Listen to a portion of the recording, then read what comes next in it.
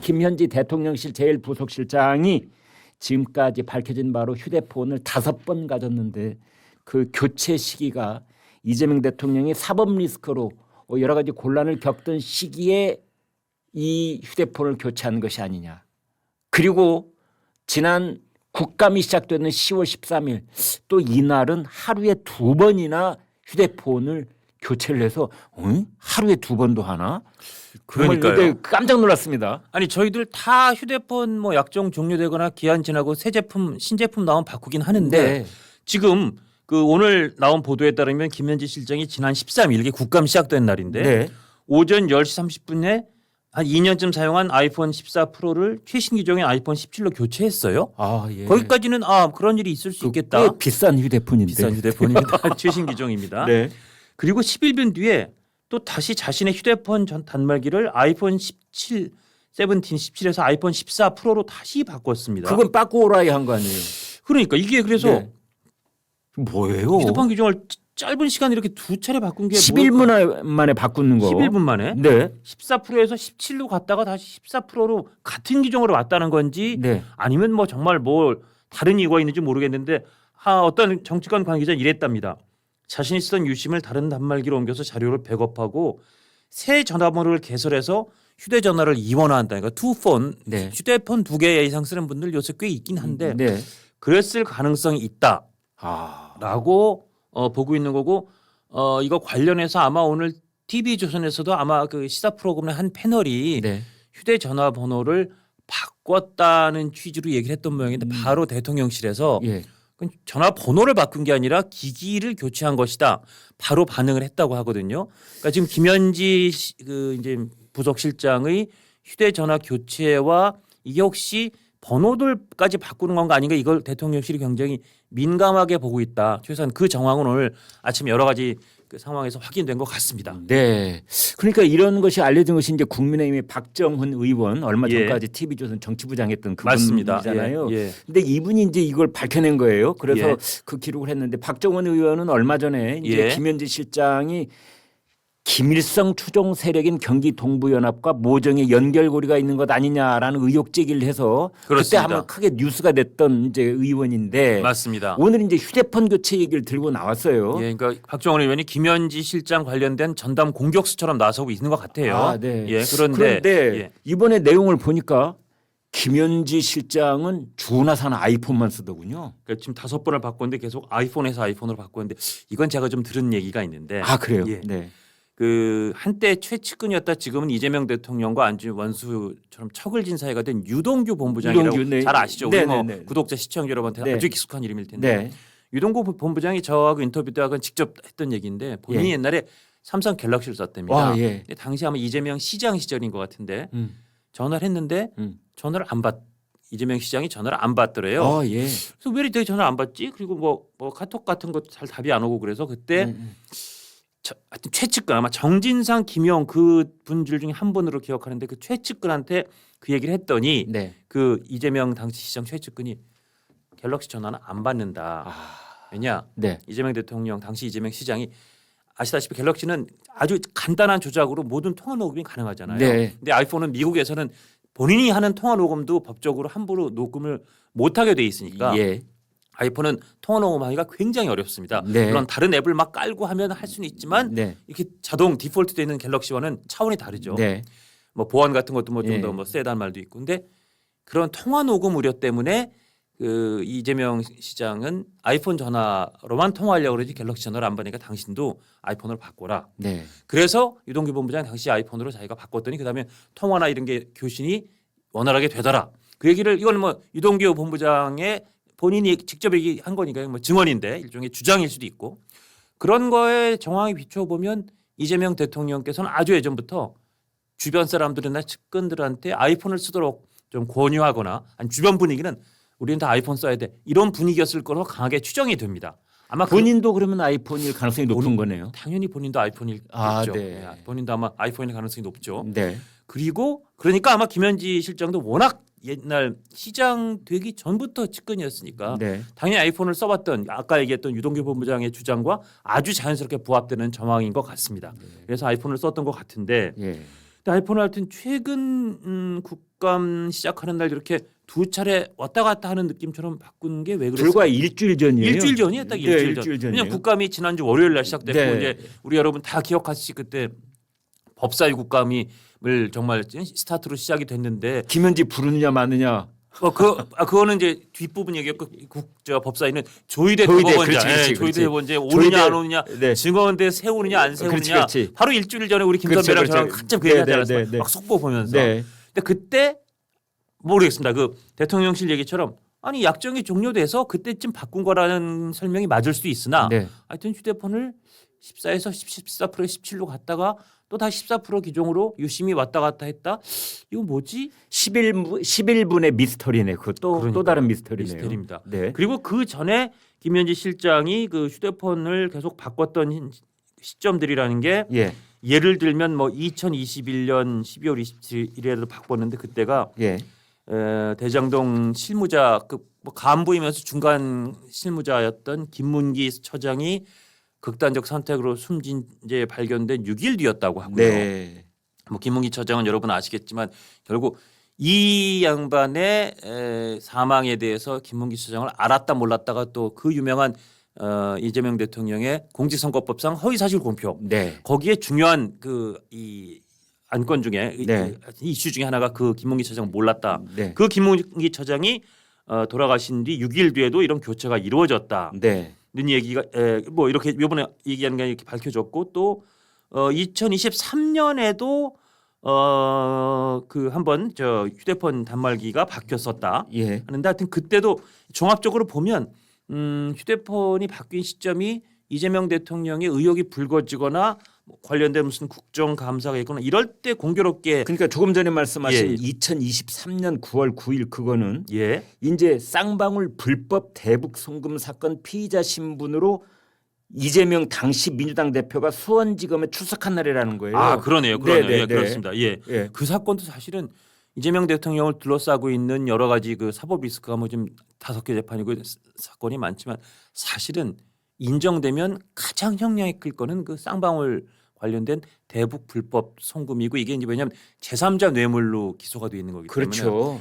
다른 거 뭐 대장동, 백현동 이런 거에 그 배임 같은 거를 합친 것보다 어쩌면 왜냐하면 공무원이 뇌물을 1억 이상 받으면 그거 자체로 형량이 무지하게 올라가고 네. 그게 지금 쌍방울 같은 경우는 좀 100억으로 되어 있기 때문에 물론 네.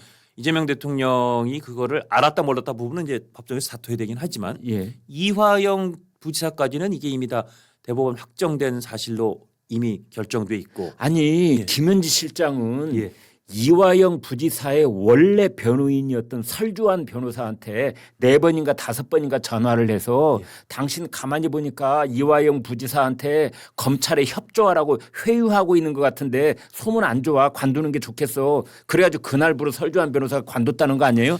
그런 통화를 지금 했다면 신동이 말씀하신 것처럼 그렇게 아주 구체적으로 그런 워딩까지 했는지는 뭐 조금 더 확인해봐야겠지만 어쨌든 그게 설주환 변호사도 그 설주환 주장이에요. 맞습니다. 그게 설주환 설주환 변호사가 조선일보 그렇습니다. 기자하고 해서 예, 예, 그렇게 예. 얘기를 한 거예요. 여기도 물론 이제 김현지 실장 관련된 거는 민감해서 예, 예. 우리가 뭐 교차로 체크해본 바는 그렇습니다. 아닙니다만은 예, 예, 예. 네. 설주환 변호사가 그런 소통이 있었다는 건 인정했고 뭐 질책을 받았다는 거는 그 표현은 조금 동의를 안 했지만 어쨌든 이화영 부지사의 주요 변호인이었던 설주환 변호사의 어떤 해임 과정에 적극적으로 관여가 돼 있다. 네. 여기까지는 좀 사실로 보이거든요. 그렇다면 그런 통화 기록이나 예. 어쩌면 뭐 필요에 의해서 녹음을 했다는 녹음 같은 것이 예. 남아 있을 수도 있는 휴대폰이 교체된 거 아닌가? 이 9월이면은 그렇습니다. 그렇습니다. 그 변호인을 교체한 이후예요. 그렇습니다. 네. 예.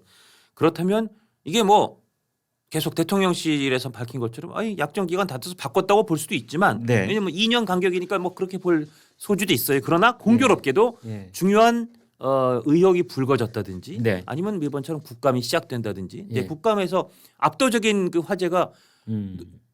조희대 대법원장 어떻게 할 거야? 네. 김현지 실장 나올 거야 안 나올 거야? 그거였잖아요. 그때 교체됐다는 게 더군다나 이번에는 2번이 유심히 왔다 갔다 했다는 게 하여튼 뭐 이렇게 지극히 범상해 보이지는 않습니다. 네. 범상해 보이지는 않습니다. 아마 이 부분도 이제 김현지 실장이 계속 이런 의혹이 나오면 나올수록 그러면 국감에 나와라. 그렇지. 국감에 나와서 예. 뭐 총무비서관으로서 아니면 지금 불거진 여러 가지 휴대폰은 왜 교체했는지. 네. 그다음에 설주한 변호사는 사실은 이건 이재명 당시 피고인의 변호인이 아니라 공범 관계에 있을 수 있는 이화영 부지사의 변호인이기 때문에 사실은 그렇게 이 공범 관계에 있는 사람들끼리 이렇게 서로 소통하고 하는 것도 원래 원칙적으로는 재판 같은 데 하지 말라는 거거든요. 네. 왜냐하면 공범끼리 서로 말을 맞춘다든지 예. 증거를 좀 위조한다든지 예. 증거를 뭐 없앤다든지 예. 그런 것들을 뭐 이를테면 좀 위증 같은 거를 서로 시킨다든지 부탁한다든지 그런 일이 있을 수 있으니까 그러면 안 된다는 건데 예. 당시 이재명 대통령 당시 이재명 피고인의 최측근인 김현지 실장이 이쪽 이화영 공범 관계일 수 있는 이화영 부지사의 변호인에게 당신은 그만둬야게 좋겠다. 이것 자체도 지금 네. 뭐 일부 그 민주당 패널들은 아니 뭐 보좌관이 자기 모시는 의원의 그 재판에 좀 이렇게 물어보고 관여하는 건 당연한 거 아니야 이런 식으로 얘기하는데 그거 정말 잘못된 얘기입니다. 네. 본인 재판 관련된 걸 보좌관이 그 변호인과 얘기할 수는 있죠. 그러나 네. 공범 관계인 다른 사람의 그리고 이 법률 관계, 사실 입증 관계가 이쪽 피고인의 이 형량, 유무죄에 절정적인 영향이 있을 때 네. 그걸 전화해서 변호인 보고 당신 그렇게 하면 안 돼 그만둬라는 얘기를 했다면 네. 이거는 그냥 이렇게 범상화 그냥 막 넘어갈 수 있는 일이 아니거든요. 어떤 이런 일들에 계속 김현지 실장이 관여돼 있는 정황이 드러나고 있으니 예. 더더군다나 아니 정말 이제는 김현지 실장님 나오셔야죠. 국감에 나와서 국민들이 이렇게 궁금해하는 거에 대해서 질문에 답을 하셔야죠.라는 주장과 그런 뭐 의문 제기 네. 이거 점점 더 목소리가 커질 수밖에 없습니다. 저는 그렇게 그래서 봅니다. 예. 어떤 시청자는 이런 말씀을 하시더라고요. 댓글을 제가 컨닝을 했는데 예. 지금 이제 국감장에 나오라 하니까 예. 그걸 갑자기 이제 총무비서관에서 부속실장으로 자리를 인사 이동을 해버렸잖아요. 그렇죠. 그래서 그걸 뺑소니 국감이라고 그러고. 뺑소니 국감. 네. 예. 이번에 이제 이건 휴대폰 세탁이 아니냐. 아. 네. 그러니까 공교롭게 국감 시작하던 날 되게 아주 그 특이해 보이는 정황으로 휴대폰이 유심히 왔다 갔다 했다. 그러네요. 휴대폰 정말 뺑소니 국감위에서 휴대폰도 일종의 삭제를 하려는 그런 의혹이 들 수밖에 없습니다. 그래서 예전에 보면은 청와대 뭐 수석이나 비서관들은 휴대폰 2개씩 가지고 다니더라고요. 제가 예. 옛날에 본 적이 있는데 이제 다른 외부하고 통화할 때는 이제 뭐 그냥 보통 자기 번호가 입력되어 있는 걸 쓰고 예. 하나는 대통령과 소통하는 전용 휴대폰이 하나 있더라고요. 예. 그래서 그거 울리면 갑자기 휴대폰 들고 저 멀리 복도 밖으로 나가서 이렇게 한 5분 동안 통화하고 돌아오는 걸 보곤 했었는데 그리고 옛날에 청와대였죠. 지금 뭐 대통령실에 그런 예. 청와대에 들어가면 사실은 그 번호가 있는 공용 휴대폰이 다 지급이 됐었고 네. 지금은 어떨지 모르겠는데 예전에 보면 그게 다 중간이 770으로 되어 있는 그런 휴대폰들이 지급이 됐었습니다. 예. 그래서 아마 그런 휴대폰과 본인이 원래 이제 그 청와대나 대통령실 들어오기 전에 쓰던 휴대폰이 있을 테니까 그걸 네. 또 다 아는 사람들 뭐 다 1,000명, 2,000명씩 되는 분들일 텐데 네. 그걸 다 하기 뭐하니까 이제 2개를 쓰는 경우들이 좀 꽤 있었습니다. 그러니까 이제 다른 건 몰라라. 아무튼 이번 달 예. 10월 13일 바로 엊그제 일주일 일주일 전입니다. 전입니다. 예. 그때 이제 휴대폰 아이폰 단말기를 14에서 17로 이제 고급 기종 최첨단 기종으로 바꿨다가 다시 원대복귀 빠꾸오라일 했는데 예. 그게 도대체 왜 그랬느냐? 글쎄 말입니다. 예. 그래서 아까 그 이제 한 뭐 관계자의 추정이 예. 말씀드린 바로 그런 내용입니다. 나는 그 말도 잘 이해가 안 되더라고요. 그 무슨 뜻이에요? 그게 휴대폰을 이원화한다는 게 뭔 말입니까? 글쎄요 이제 저도 뭐 이쪽 전문가는 아니지만 예. 이 스토리 이런 것 같아요. 제가 이 휴대폰을 쓰다가 이제 예. 다른 데다가 유심을 넣어서 예. 아마 그 자료 여기 있는 자료들을 거기로 옮겨서 그걸 아마 새로운 휴대폰으로 쓰려고 하고 아 예. 그다음에 이건 다시 이쪽으로 오면서 이제 여기는 그 자료들을 없앤다면 그래서 이 휴대폰 이제 새로 만든 요 휴대폰에는 원래 내가 쓰던 자료들이 들어가지만 이건 내가 잘 보안을 지키겠다. 네. 그래서 이건 알려지지 않은 나만의 휴대폰으로 아주 극히 필요한 사람들과 소통하는 휴대폰으로 아마 쓰면서 네.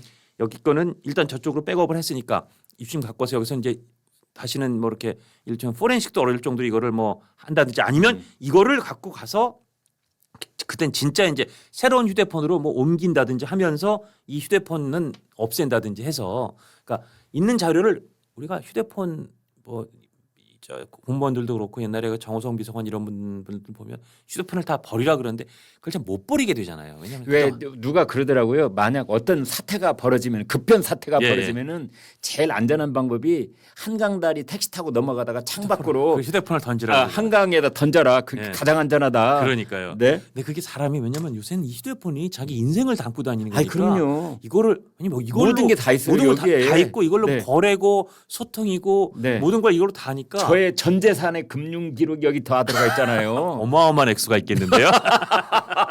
어떤 분은 여기 비트코인도 들어갈 수가 맞아요. 있고. 그러니까 네. 그래서 이걸 아마 버리기 어려우니까 이건 다 추정의 단계인데 아마 예. 그래서 정말 그 휴대폰을 이원화하려는 일종의 그런 중간 프로세스가 아니었을 거라고 추정을 하는 겁니다. 근데 어쨌든 지금 대통령실에서는 번호를 바꾼 건 아니고 그냥 휴대폰을 기종을 교체하는 거였다라고 현재까지 밝히고 있다는 점까지 말씀을 드리도록 하겠습니다. 왜 예전에 그 국민의힘 전 대표도 뭐 휴대폰에 비밀번호를 가르쳐 주지 않아서 예. 그거를 뭐 저 수사당국에서 풀지 못해가지고 애를 먹고 있다 그런 얘기들이 있었잖아요. 그 한동훈 네, 전 네, 대표의 네. 휴대폰도 아이폰이었고 예. 그 푸는 그 비밀번호 뭐 예. 이걸 가르치지 않아서 결국 못 풀었다. 예. 그러면서 왜 당당하면 그걸 얘기를 안 해줘? 뭐 그런 식으로 뭐 네. 상대 네. 진영에서 막 얘기했었는데 예. 그러니까 확실히 아이폰이 그런 보안에서는 이쪽에서 그리고 이게 몇 번 특정 횟수 이상 그거를 막 시도하면 아예 완전 잠금이 되고 뭐 잠궈버려. 그런 게 있더라고요.